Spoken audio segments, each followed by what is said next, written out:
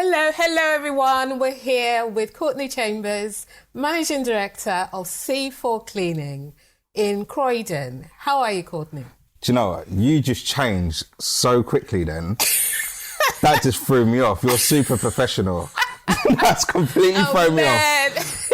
We've done this before. I'm really well, thank you. Okay, listen, thanks for coming to talk to us. It's really good to be here. And I'm excited to learn more about your business in terms of data cleaning, looking at people. You know, it's about people trusting you with their really, really important gadgets. And you go in there and you clean them. So tell me, Courtney, what started this journey?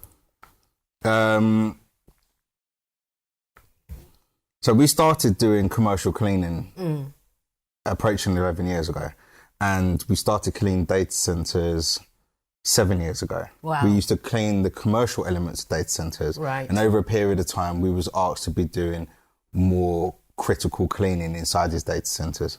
And now what we've done is we've completely positioned the company where we work only with data centers. Okay, so can you explain to us what critical cleaning is in terms of data center? Because Joe Bloggs out there doesn't know. I know a little bit about it, but we want to talk to those who may not know or might want to talk to you about your business and opportunities there.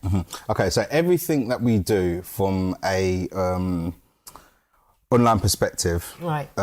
Technical perspective, is all saved somewhere in the data center. So this iPad, you've got memory. You've probably got some stuff in the cloud, which goes back many, many, many years ago. The television, if you check on the app on your phone, Facebook, all this information, right. It all has to run through a data center.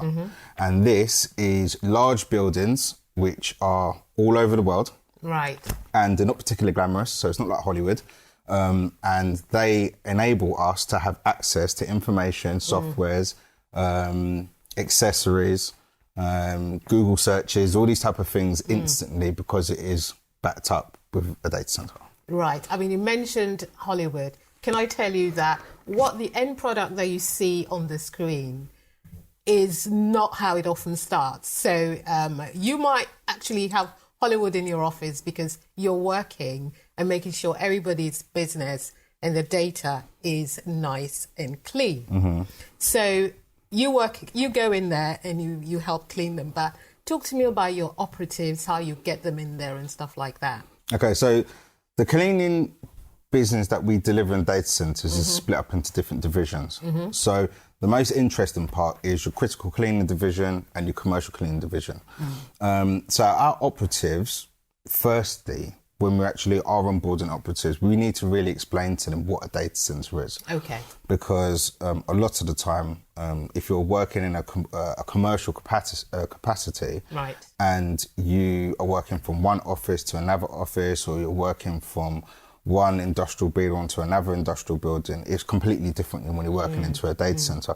So onboarding with operatives and having that conversation with them, explaining to them where you work in and why it's important that, you know, we keep up the hygiene, aesthetically the condition of the building, versus working with our critical team who actually need to do the white space, the data halls, and they're doing the deep cleaning of the data white center. Space? The white space is the critical element of the building. So that's traditionally where you'll have your server cabinets, your racks, your all your critical infrastructure of the data center. Right. So I'm going back a few years. So would that be something like the IBM mainframe? Yeah, something very similar to that. Yeah. I'm showing my age. Yeah. So you go and you help clean that. But I'm sure, like most things, we alluded to the fact that data is actually quite valuable, more valuable than cash these days. Because if you lose your data, what happens? Essentially, I think the whole world could crash, right? Yeah. I mean, even if you lose your phone. Yeah. Well, you see what it's like when WhatsApp crashes for a few hours and the whole place just goes crazy, right? So imagine if that was a bank or, you know, like Transport for London or Ministry of Defence or something like that. So I wouldn't even want to think about the effects of downtime of a data center, or the loss of a power outage in a data center. Yeah. I've had conversations with people where it's completely wiped out businesses altogether. Just because of one incident? Because one incident could be human error, downtime, power outage, something's gone wrong, and it can wipe out businesses instantly. Right. I mean, that's really scary. So that means that the clients that you have to have 110% trust in you. Probably more, in you as more than 100%. Over and above. Yeah. For you to be able to walk into their building and handle their most important asset. Yeah.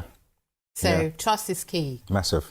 So that's when you know, in terms of you are bringing your family in, not family as in the family that but we the business. But your business. Yeah. Is, you know, which is like my family, Yeah. So you're bringing your people in.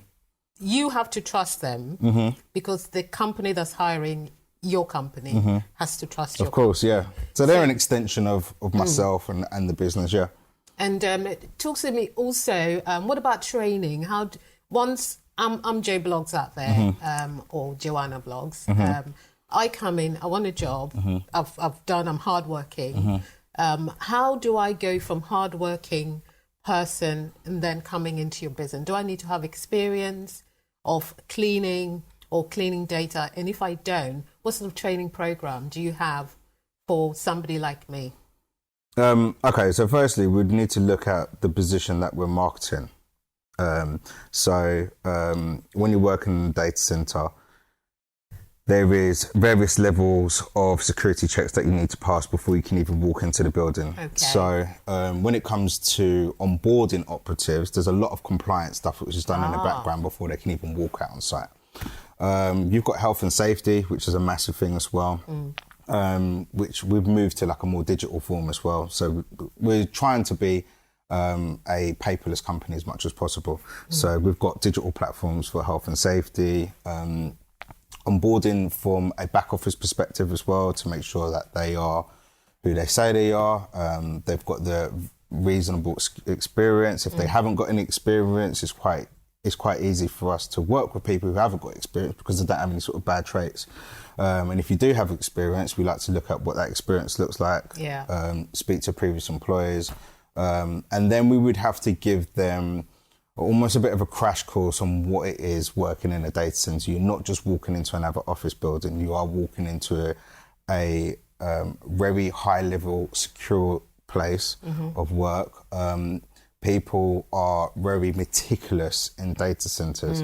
They have to be. The environment is very different. Most data centers, even for you just to walk to the shop, can take you sort of 10, 15 minutes for the amount of security doors that you need to go through. So a lot of the people working in data centers are generally working in there for a long period of time. Yeah. Behavior patterns are different, attitudes are different, expectations on cleanliness different.